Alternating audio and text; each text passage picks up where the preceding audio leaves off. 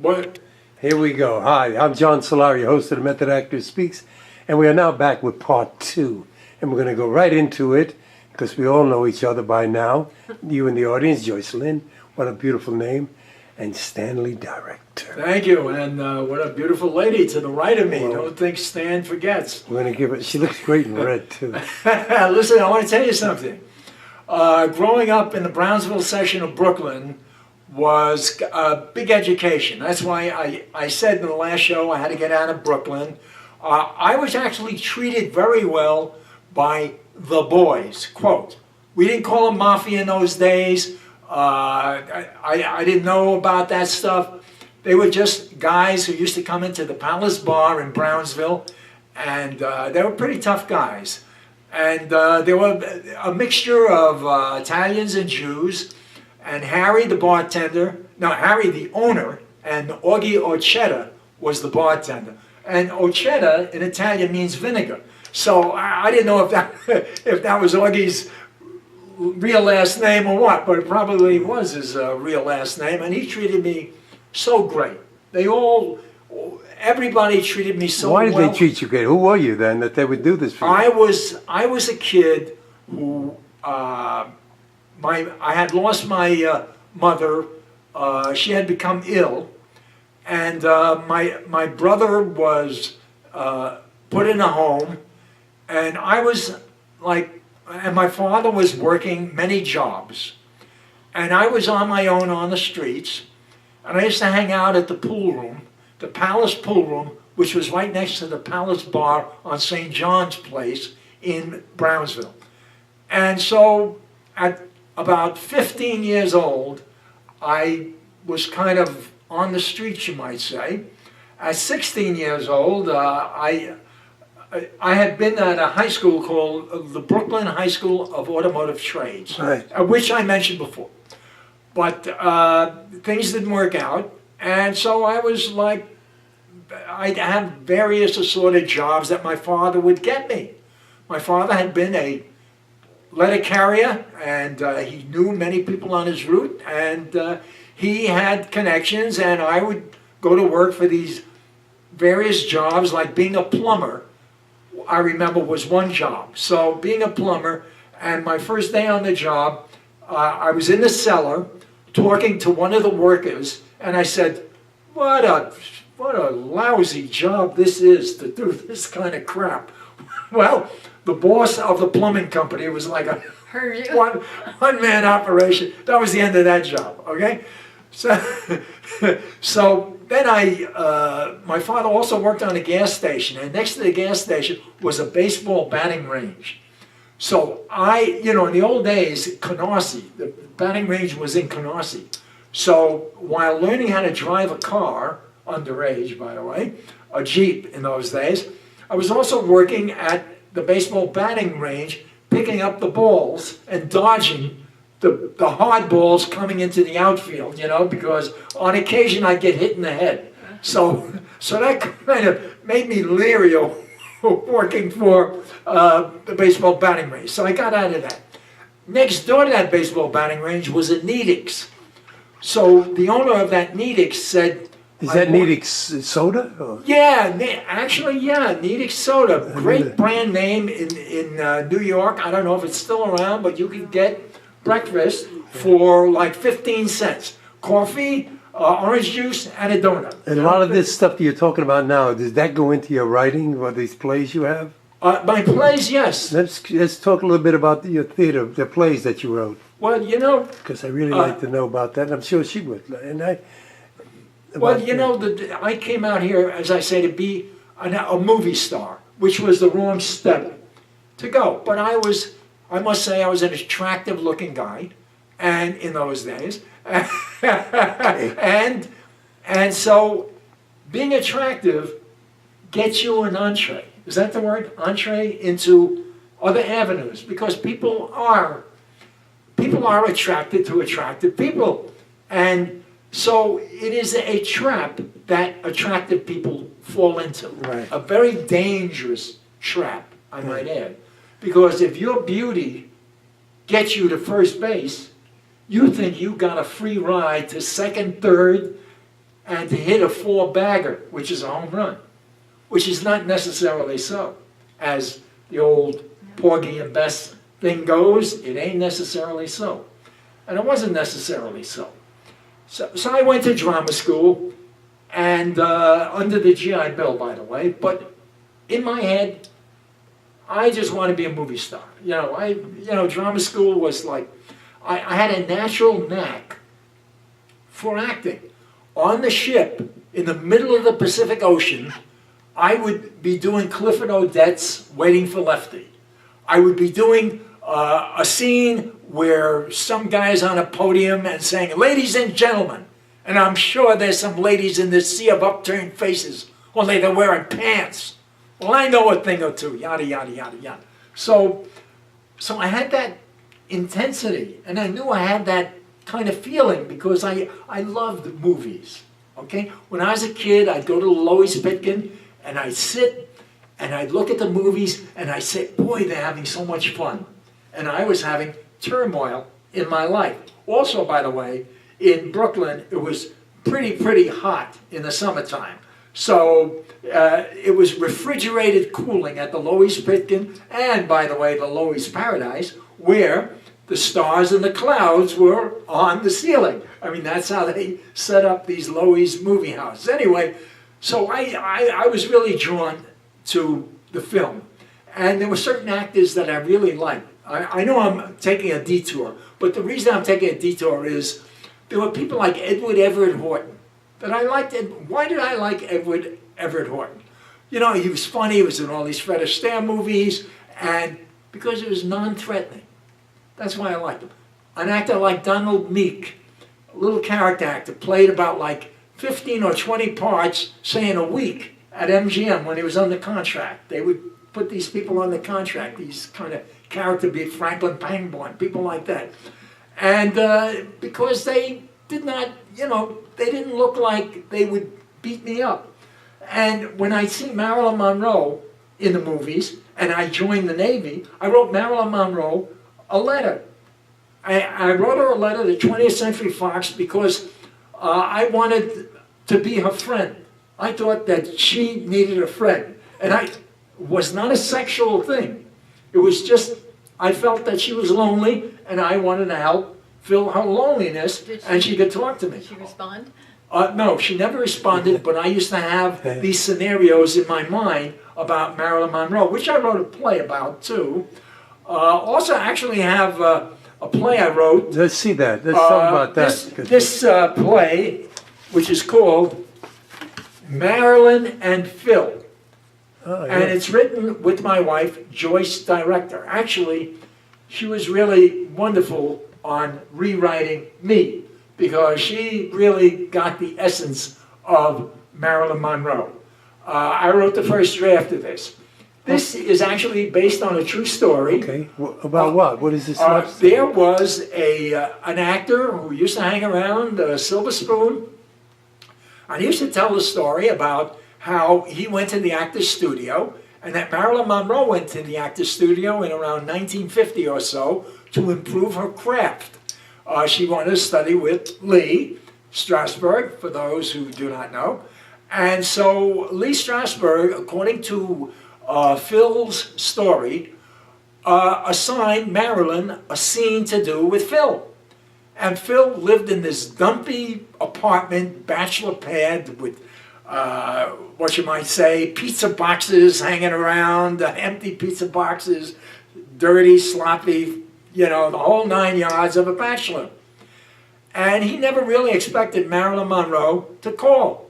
But hey, as lightning and destiny would have it, Marilyn Monroe called, came over to his house, didn't like how the place looked, and said, I can't work in this kind of slop. And Marilyn Monroe cleaned Phil's apartment. And that is The synopsis The on the hook. back I read. the hook of this Marilyn. So is this a two-character or Yeah, one? two-character play. And it can be purchased by, it's in two companies. Brooklyn Publishers of Odessa, Texas, and allow me to pick this up, or Hewer Publishing, chew on this in an anthology of 10-minute one-acts. But Oh. Marilyn fills actually about 15 or 20 minutes or so. But I'd also Has like it to... ever been done? Have you ever had it done? Yes, I had it done at First Stage, which is a group that I belong to, and I still have my fingers dipped in the pie because of the fact that First Stage was very influential in my actually having a charity night where Ed Asner, Ed Asner was the original person to play Abraham Lincoln Polanski in a stage reading for me. And this was done at the old studio that we had, which was the church, the United Methodist on Highland and Franklin. It's still They had a there, the theater, church. yeah, the theater They still there. have theater there, right? Yeah, they still have the theater. Well, actually, I don't know if they still have the theater. I think they may not. I think they've gone into school or something like that to use those rooms. But Ed was gracious enough to headline my evening of selections from my book before it was a book. Before Yeah, no, this, treatment. Yeah, I had the interviews, and Ed read Abraham Polanski to a packed house, and they paid a nice piece of change, and it was really a terrific experience, and that kind of put the wheels in motion in my head. Hey, maybe I could do some of these interviews in a book. So I was able to put a book together. But let me go a little further about my plays, because I really am I consider myself a serious playwright. And the reason I do is because I have like about 100 to 150 plays, finished and unfinished, that I have. And every time an impulse, I get very Catholic in my choices, because it's like a birth. Okay, hey, I'm a guy, but it's like, it's like I don't want to abort this little idea that comes into my head, so I'll put it down on paper. So therefore, that's why I say I use the term Catholic in that sense. Well, they say it's difficult to work with a writer, and you sound like it might be hard, huh? No, well, no, difficult. I love writing. I mean, writing opens the door, playwriting particularly. What's great about playwriting is the fact that you are working with actors. As a screenwriter, I have screenplays and TV, which I did. I used to write Wagon Train and Slattery's People and a whole bunch of shows. But on teleplay screenplays, you don't hear your work until it's being shot, and it may never get shot. So it lies in your drawer, and that's one of the terrible things about being a screenwriter, as opposed to being a playwright, where you can really get a sense of what an actor brought something to the part, and suddenly there's a dimension that you never dreamed about, because there's a reality, and there's a nuance, and there's a life, and you are becoming again. It's like an incarnation. You're reborn, and your work is reborn. So it's a very spiritual experience. It is. Ed Asner did two of my one-act plays called Senior Kiss and Ira and Max. We did that at Theater 40.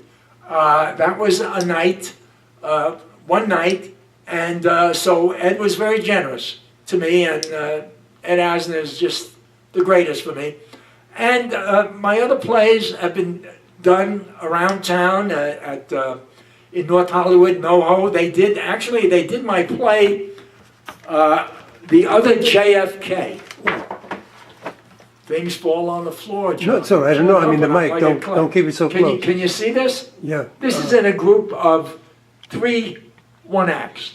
Three The other- one-acts. Yeah, the other JFK is about Vaughn Meader and myself. Now, who is Vaughn Meader? He's an impressionist that does JFK. Right, he did JFK, and he also actually, Nixon too. pardon Did me? Nixon too? No, Nixon, no, David Fry did Nixon. But, That's what David Fry was yeah, doing. David Fry did Nixon, he did a great Nixon. What is the play about? The other JFK is about my relationship on a particular day with Vaughn Meader, who at one time was on the Ed Sullivan Show, who had a hit album called The First Family, where they did actually the whole Kennedy family. There were people that were impersonating the Kennedys, and of course Vaughn was JFK. He would do JFK, and so he used to have short cropped hair, and he used to wear a suit and tie. Well, when I met him in the 1970s, at the kind of the beginning of the 70s, he had become a hippie. He had become a long-haired guy, sometimes bearded, and dowdy looking and the whole 9 yards. This was a total different guy from what the American public had seen. And this was at Schwab's, which, by the way, historically was an actor's hangout and a very, very interesting place because you would see people like Steve McQueen would go into Schwab's. You would see Peter Finch, he would go into Schwab's. Roy Scheider, who stayed at the Chateau Marmont, he would come into There in Schwab's. Joe Allen's in New York. He was part owners for a while there of Joe Allen's in New York. Oh, was he really? Yeah. Did you ever go into Schwab's? No, it wasn't there when I, heard about it. Okay, well, no, Schwab's was quite a place. So what I'm getting to is that I got lost. Where was I getting? You were talking about people going to Schwab's. Vaughn Right, Meader. oh, Done. Vaughn Meader, Vaughn okay. Meader. So I would see Vaughn Meader at Schwab's, yada, yada, yada, when he would hang out with his crew and all that. Then one day, I'm walking along Hollywood Boulevard, and Vaughn Meader's coming my way, and I said, "Hey, Vaughn." And he said, "Yeah, I know you, but I don't know your name. Yeah, I'm Stan from Schwab's." He said, "Oh, Stan. Hey, Stan, you want to get high? I got some great shit over my place." That's all I tell you about this one-act play. So that's in there. All that's what it's all about. This is a little synopsis of that. Well, On some of your plays there, yeah, now, as a writer, now, you got the one about Marilyn and me. Now, if Joycelyne played that character, yeah. If Joycelyne played Marilyn Monroe, yeah, what would you think about that? yeah. Well, I would think that Joycelyne, as beautiful as she is not Marilyn Monroe. If you're going for the reality of Marilyn Monroe, but if you were going for an audio, why not? Well, not an audio. The concept? I'm here. I was always Arthur Penn, the great director, always told me, break the rules.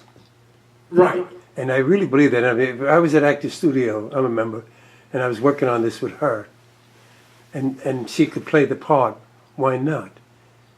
She could be. She doesn't have to be Marilyn Monroe. Actually, you're right about that, because in my play, A Pelican of the Wilderness, which got a really terrific review by John Mahoney of the LA Times a number of years ago, I should say.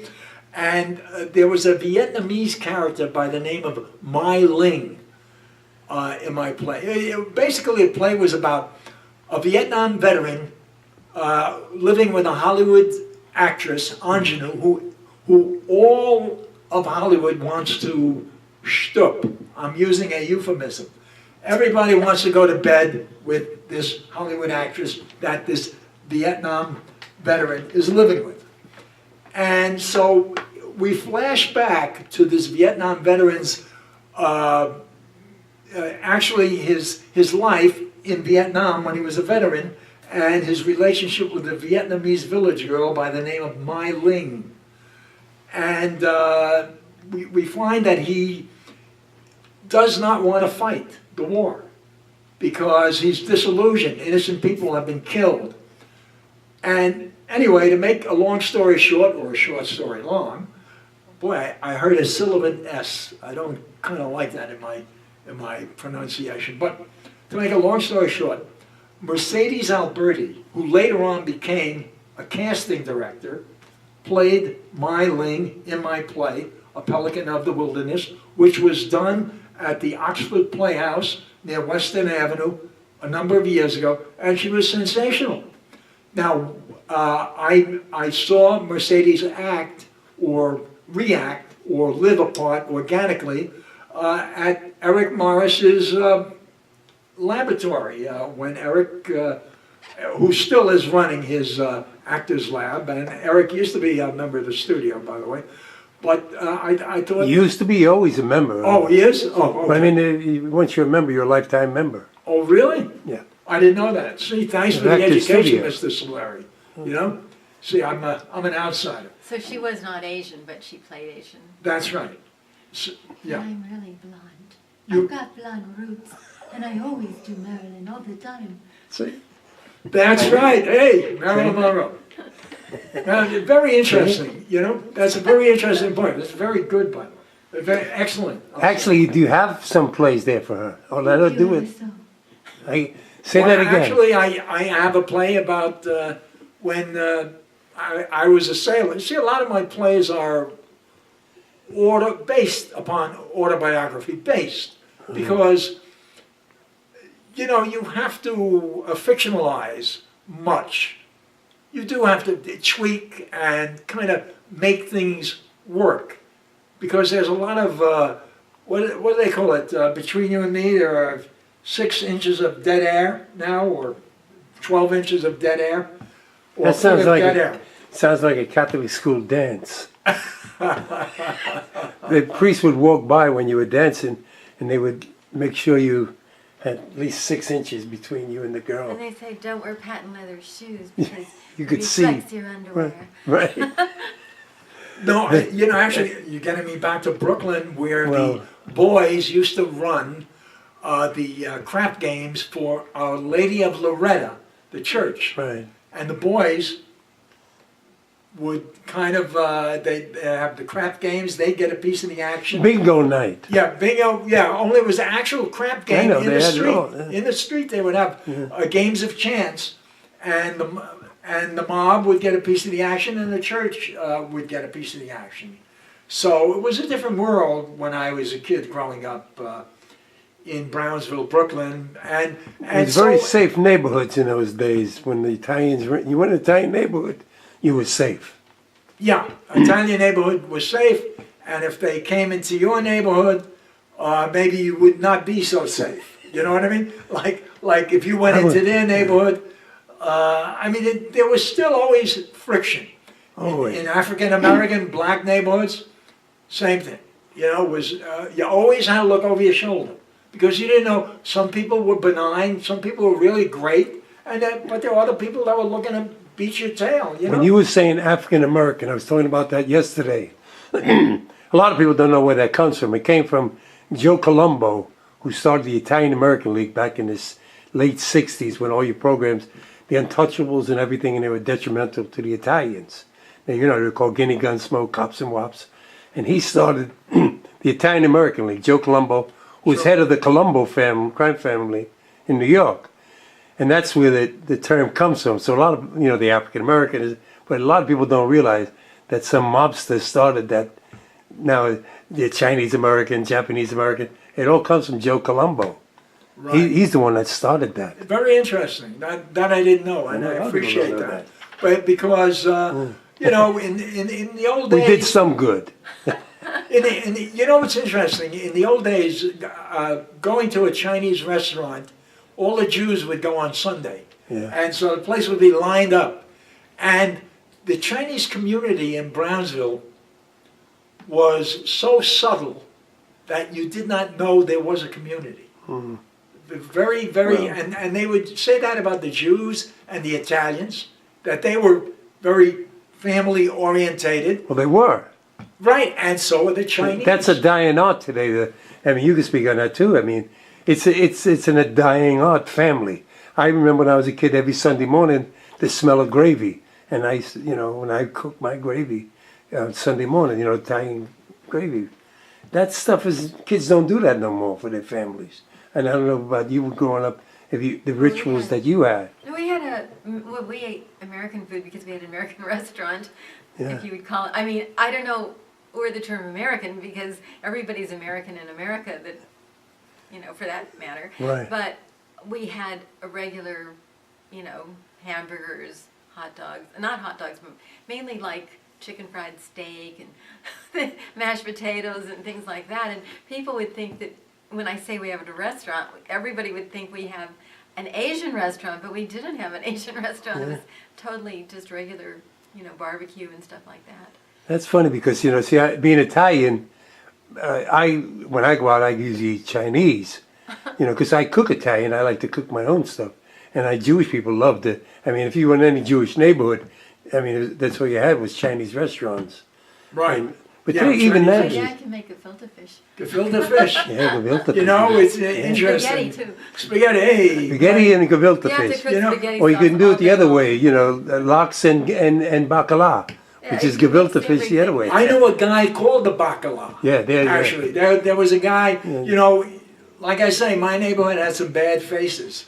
But I was, by the way, I was under the tutelage early on by a guy named Georgie Small, who by the way, I wrote a screenplay, and it's called Tough Kid, and it has a voiceover about growing up in the Brownsville section of Brooklyn and going through all the kind of mean streets and the tough and grittiness of Brownsville, and of being saved, kind of based upon me, by the mob, by these guys, and they took me under their wing, and I knew a prize fighter who was probably one of the great prize fighters of the day. His name was Georgie Small. And Georgie Small eventually fought Joey Giardello, who was the middleweight champion of the world. But he fought Joey Giardello in a club fight at Eastern Parkway Arena, and Giardello broke Georgie's jaw in the third round. So Georgie lost the decision, but he always used to talk to me about that. And also Georgie fought, I believe he fought Kid Gavilan also. Yeah, I remember the bolo punch. Yeah, the bolo punch, Kid Gavilan. So Georgie was my hero as a kid. That's why I wanted to Well, be. I'm glad you had some here. We're running out of time now, so Yeah, well, all I can say is, I want to tell you about Tough Kid. well, okay? I don't know if we have enough time to get into Okay. these. I just want to let people know where they can get your stuff. Oh, yeah, my book, Shedding Light on the Hollywood Blacklist, Conversations with Participants, with a foreword by Ed Aslan. You can get it at, actually, Amazon. You can buy it at Samuel French on Sunset Boulevard, guys. You can also buy it at Chevalier's Bookstore on Larchmont. You can actually get it on Nook, on Barnes & Noble. You can actually order it at Barnes & Noble, but you can get it on Nook.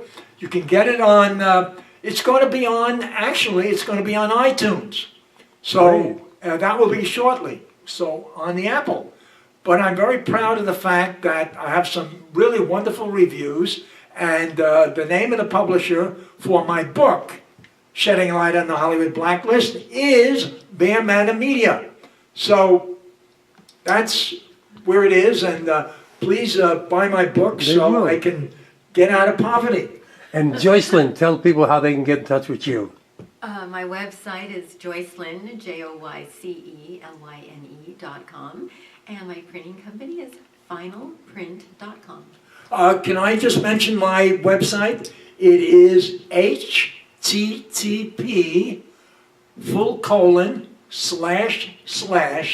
Stanley Dyrector with a Y .wordpress.com/. Okay, great. We're just out of time. Thank you for being on the show. We got about 30 seconds, so if you want to come on The Method Actor Speaks, thank you. Get in touch with me. You could also find these two lovely guests on Facebook. So look Yeah. them up on Facebook. Right, All and right, thanks, folks? John Solari. Well, thank you for having